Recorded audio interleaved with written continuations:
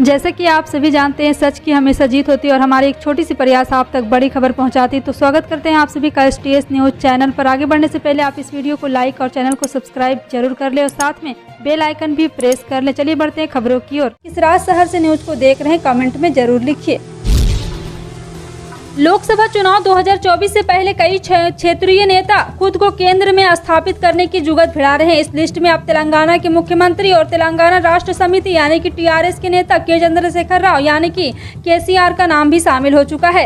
इसी कड़ी में KCR ने रविवार को दिल्ली के मुख्यमंत्री अरविंद केजरीवाल के उनके आवास पर मुलाकात की है। मीटिंग के बाद KCR ने बताया कि दोनों नेताओं के बीच राष्ट्रीय राजनीति, केंद्र की नीति, संघीय व्यवस्था, भारत के विकास में राज्यों का योगदान सहित कई अहम मुद्दों पर लेकर बातचीत हुई। इस दौरान राज्य के मंत्री वी प्रशांत रेड्डी, सांसद जोगी नापल्ली, संतोष कुमार, नामा नागेश्वर राव, रंजीत रेड्डी, वेंकटेश नेता, CM के प्रतिनिधिमंडल के कई सदस्य मौजूद रहे।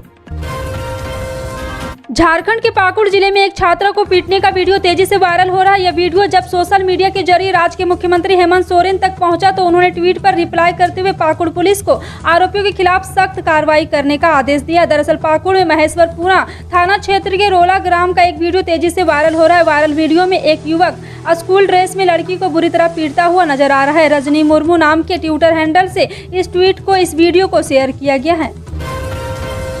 यूपी में विधानसभा सत्र से पहले समाजवादी पार्टी की विधानमंडल दल की बैठक खत्म हो गई। करीब 2 घंटे चली समाजवादी पार्टी के विधायकों की बैठक में सत्र को लेकर रणनीति तय हुई है।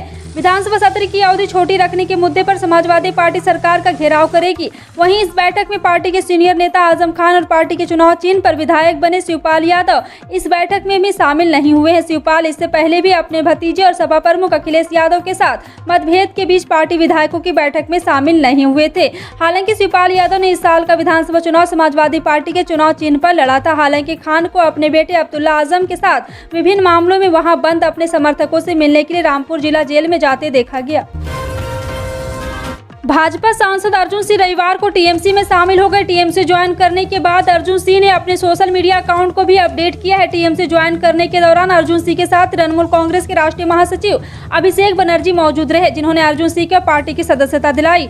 TMC की ओर से एक ट्वीट किया गया था कि बंगाल भाजपा के पूर्व उपाध्यक्ष और बैरकपुर के सांसद अर्जुन सिंह का अखिल भारतीय तृणमूल कांग्रेस परिवार में हार्दिक स्वागत है। TMC ज्वाइन करने के बाद सोमवार को अर्जुन सिंह ममता बनर्जी से मुलाकात करेंगे। उत्तराखंड के मुख्यमंत्री पुष्कर सिंह धामी ने ऐलान किया है कि वे कॉमन सिविल कोड का ड्राफ्ट तैयार करने के लिए वे जल्द ही एक कमेटी बनाएंगे। उन्होंने ये भी कहा है कि हम चाहते हैं कि देश के अन्य राज्य भी अपने यहाँ कॉमन सिविल कोड लागू करें। उत्तराखंड के मुख्यमंत्री पुष्कर सिंह धामी रविवार को दिल्ली के चाणक्यपुरी में आयोजित एक कार्यक्रम में बोल रहे थे। उन्होंने कहा कि प्रधानमंत्री नरेंद्र मोदी के नेतृत्व में उत्तराखंड का चहुमुखी विकास हो रहा है। हमारी ये कोशिश है कि आने वाले समय में उत्तराखंड हर मायने में देश के श्रेष्ठ राज्यों में शामिल हो। उत्तराखंड में लॉ एंड ऑर्डर की स्थिति को लेकर मुख्यमंत्री धामी ने कहा है कि कानून तोड़ने वालों के खिलाफ प्रदेश की पुलिस सख्त कार्रवाई कर रही है। अपराधियों के लिए उत्तराखंड में कोई जगह नहीं है।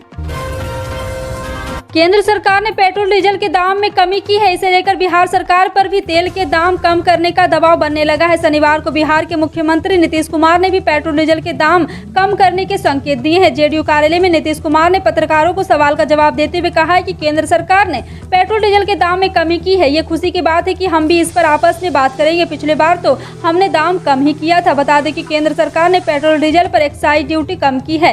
केंद्र ने पेट्रोल पर 8 रुपये तो डीजल पर 6 रुपये टैक्स घटाया है।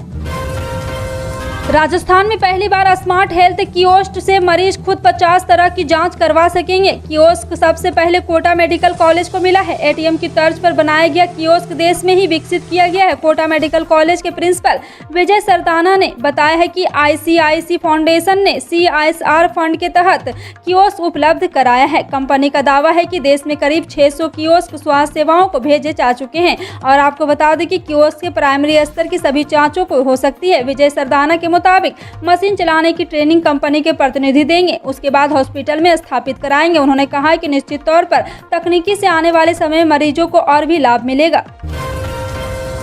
केंद्र सरकार ने आम लोगों को बड़ी राहत देते हुए पेट्रोल डीजल पर एक्साइज ड्यूटी कम कर दी। इसी कटौती के बाद पेट्रोल 9.5 रुपये और डीजल 7 रुपये प्रति लीटर सस्ता हो गया। केंद्र सरकार के इस फैसले के बाद अब राजस्थान, उड़ीसा और केरल की सरकारें पेट्रोल डीजल पर वैट में कटौती कर चुकी है। इनके अलावा किसी भी राज्य ने वैट कम नहीं किया, लेकिन बिहार सरकार इस पर तर्ज कर रही है।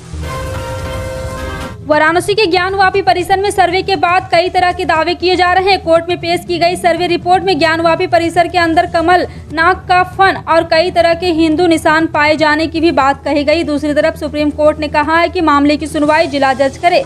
अब इस मामले में आगे की सुनवाई से पहले काशी विश्वनाथ मंदिर ने बड़ा दावा कर दिया है। उनका कहना है कि मस्जिद के भूतल में एक शिवलिंग है।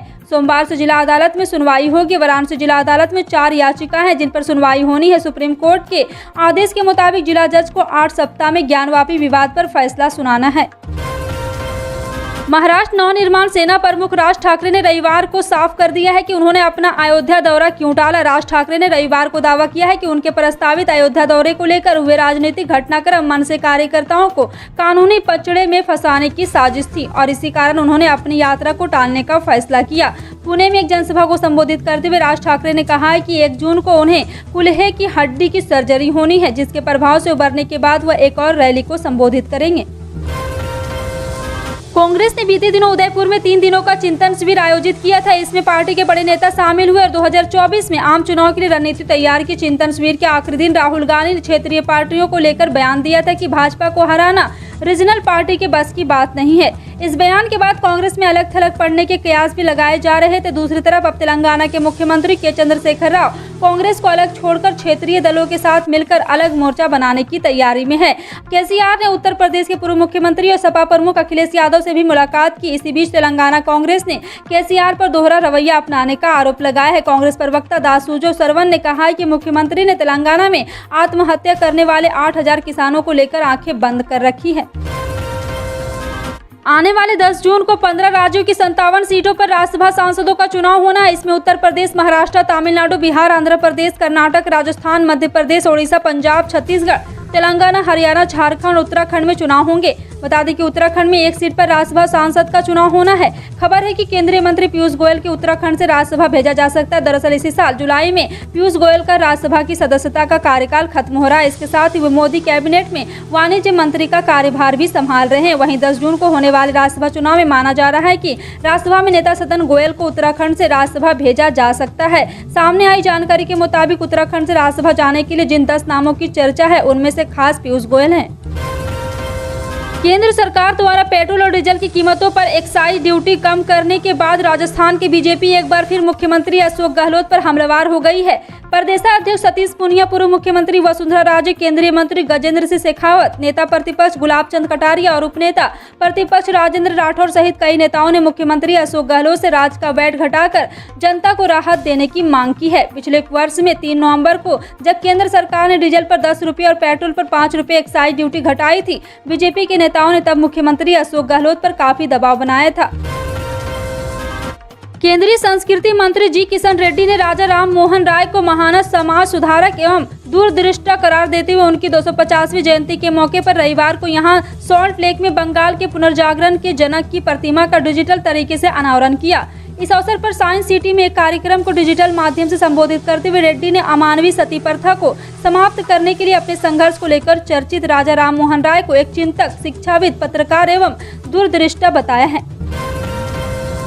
विश्व स्वास्थ्य संगठन ने 12 देशों में कम से कम 92 मंकी पॉक्स वायरस के मामलों की पुष्टि की है। साथ ही चेतावनी दी है कि यह संक्रमण और अधिक देशों में फैलने की संभावना है। जिन 12 देशों में मंकी पॉक्स के मामले सामने आए हैं वो यहाँ पे शामिल किए गए हैं। America, Canada, Australia, Britain, Spain, Sweden जैसे देश शामिल है। वहीं इन देशों में लगभग 28 मामले संभावित मामले हैं। WHO ने कहा है कि उनकी पुष्टि करने के लिए जाँच चल रही है।